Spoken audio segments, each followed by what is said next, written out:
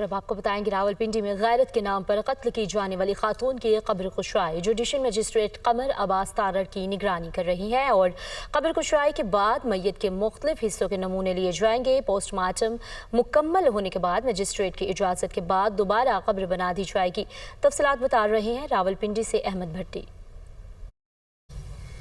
जी बिल्कुल, इस वक्त जुडिशल मजिस्ट्रेट कमर अब्बास तारड़ की निगरानी में सिद्रा अरब की कब्र की कुशाई का अमल शुरू हो चुका है। छत्ती कब्र कब्रिस्तान में इस वक्त हम मौजूद हैं और मेरे पीछे आप देख सकते हैं कि सिद्रा अरब की कब्र के गिर्द कनातें लगा दी गई हैं और TMA का अमला इस कनातों के अंदर उसकी खुदाई में मसरूफ़ है, जबकि होली फैमिली की डॉक्टर्स की टीम डॉक्टर मिसबा की सरबराही में यहाँ पहुँच चुकी है। कब्र कुशाई के बाद जुडिशल मजिस्ट्रेट की निगरानी में इस मैयत से तमाम अज्जा हासिल किए जाएंगे और नमूने हासिल करके इनको फराजिक के लिए भिजवाया जाएगा।